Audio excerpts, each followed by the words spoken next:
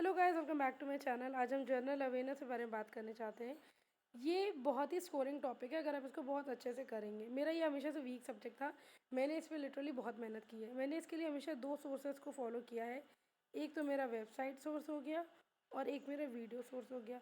आप इस सब्जेक्ट पे जितना ज़्यादा ध्यान देंगे उतना बेटर है आपके लिए, क्योंकि इसमें सिर्फ आपको पढ़ के आपको मार्क्स चाहिए रहते हैं। हाँ, आजकल ये बहुत एक वास्ट सब्जेक्ट हो गया है, क्योंकि आज अभी जो पेपर्स हुए थे हमारे आरआरबी पीओ ले लीजिए, एसबीआई पीओ ले लीजिए, उसमें बहुत ही डीप डीप पूछा था। लेकिन अगर आप डीप कोई स्टार्टिंग से ही अच्छा करते हैं तो आपका ये जीए हमेशा से बहुत प्लस पॉइंट रहेगा आपके प्रिपरेशन में। मैंने जीए के लिए बैंकर्स अड्डा की वेबसाइट को फॉलो किया था डेली। मैं इनके हर दिन के वेबसाइट पे जो भी इनके हर दिन का डेली करंट अफेयर्स आता था मैं उनको देखती थी।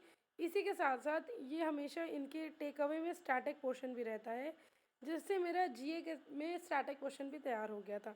जीए में आपके तीन चीज़ें आती हैं, एक तो करंट आती है, एक एक तो करंट अफेयर्स हो गई, एक तो बैंकिंग अवेयरनेस हो गया और एक तो आपका स्टैटिक हो गया। आपको ये तीनों चीज़ें ही जीए में करनी रहती हैं। जब आप किसी भी वेबसाइट को फॉलो करते हैं, किसी भी सर या टीचर को फॉलो करते हैं, तो वो हमेशा आपको करंट अफेयर्स के साथ साथ स्टैटिक भी करवा देते हैं और बैंकिंग का भी पोर्शन कवर हो जाता है। लेकिन बैंकिंग के जो बेसिक्स हैं उनके लिए आपको कोई एक कोर्स देखना चाहिए स्टार्टिंग से ही, ताकि आपको पता रहे कि नेशनलाइजेशन कब हुआ था, कौन सा बैंक कब मर्ज हुआ था, या आरआरबी में कितने आरआरबी अब बचे हैं। ये आपका भी बहुत हेल्प कर देगा, तो इसको भी आपको करना है। जो बैंकिंग का बेसिक्स होते हैं, जैसे एनपीए क्या होता है, एलएएफ क्या होता है, एमएसएफ क्या होता है, ये भी आपको जानने के लिए बैंकिंग अवेयरनेस का बेसिक के कोर्स जो भी करवाते हो सर टीचर, आपको उनको ज़रूर करना है, वरना वैसे करंट अफेयर्स के साथ साथ स्टैटिक क्वेश्चन भी कवर हो जाता है। अब बहुत बच्चों में क्वेश्चन रहता है कि क्या स्टैटिक अलग से करें। नहीं, आपको ये करने की ज़रूरत नहीं रहती।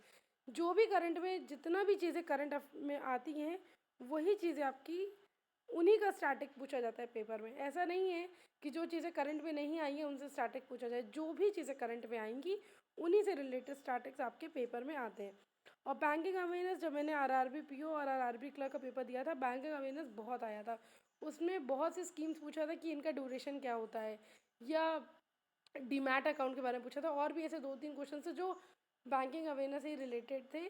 तो आप उसको बैंकिंग अवेयरनेस को भी आप हल्के में मत लीजिए, उसको भी बहुत अच्छे से कीजिए। मैंने वेबसाइट के लिए आपको बता दिया, मैंने बैंकर्स अड्डा को फॉलो किया था। और वीडियो सोर्स मेरे एक सर हैं नेक्स्ट एग्जाम आईक्यू पे, रोहित सर हैं, मैंने उनको फॉलो किया था। और ट्रस्ट में, अगर आप इनको फॉलो करते हैं तो ये मोर देन एनफ है। वो बहुत अच्छा कराते हैं करंट अफेयर्स। आप इनको फॉलो करिए अगर आपको समझ में आता है, नहीं तो आपको जो टीचर समझ में आता है आप उनको फॉलो करिए। नेक्स्ट एग्जाम आईक्यू पे रोहित सर हैं, मैंने उनको फॉलो किया था वीडियो सोर्स के लिए अपने। ठीक है, अब उसके बाद आता है कि इसके बाद मैंने क्या किया। इसके बाद मैंने अफेयर्स क्लाउड्स का हर दिन का जितना भी क्विज आता था उसको किया। अफेयर्स क्लाउड बहुत अच्छा है। अगर आप सिर्फ अफेयर्स क्लाउड के साथ साथ एक कोई और सोर्स लेते हैं तो भी बहुत अच्छा है, लेकिन सबसे ज़्यादा इंपॉर्टेंट क्या होती है, क्विज देना।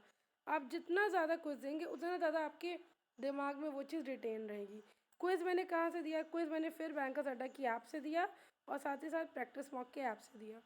ये दोनों चीज़ें आपकी बहुत ज़्यादा ज़रूरी हैं, क्योंकि आप क्विज़ अच्छा एक लेवल का देना चाहिए जो पेपर में आते हों।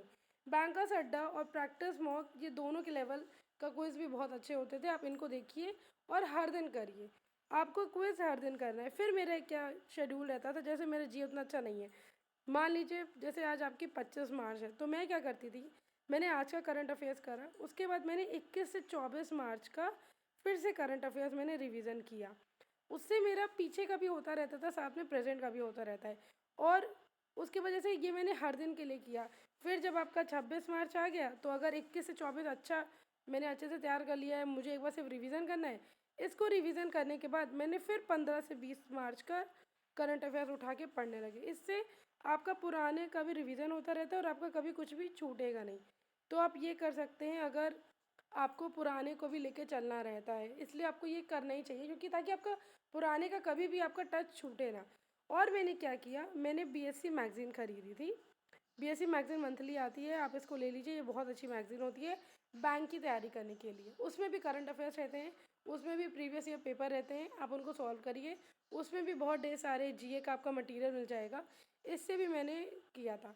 उसके बाद में जब मुझे टाइम मिलता था, फिर मैंने स्टडी आईक्यू का फ्री पीडीएफ पेड पीडीएफ ही रहता है जो आपको टेलीग्राम पे इजीली फ्री में मिल जाता है, या बहुत से वीडियोस होते हैं गौरव गर्ग सर के जो फ्री में मिल जाते हैं, मैं उनको पढ़ती थी।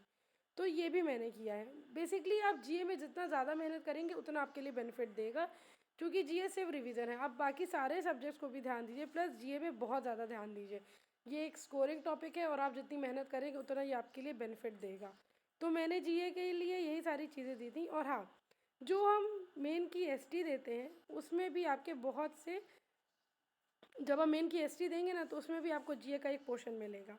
उसके जो क्वेश्चंस रहते थे मैं उसको भी बहुत अच्छे से करती थी, कि मेन का एसटी दिया उसमें जितना जीए के क्वेश्चंस है उसको भी मैंने बहुत अच्छे से रिवीजन किया, मैंने उसको भी बहुत अच्छे से पढ़ा।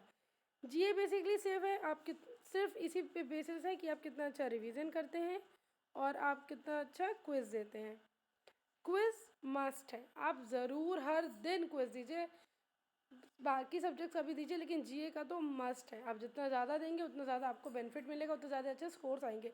मेरे से बहुत अच्छे लोगों के स्कोर्स आए हैं, वो सिर्फ इसीलिए आए हैं क्योंकि उन्होंने और मेहनत की थी, हमसे भी ज़्यादा मेहनत की थी। तो आप बहुत मेहनत करिए और ज़रूर जीए में आप भी बहुत अच्छे हो जाएंगे। Thank you.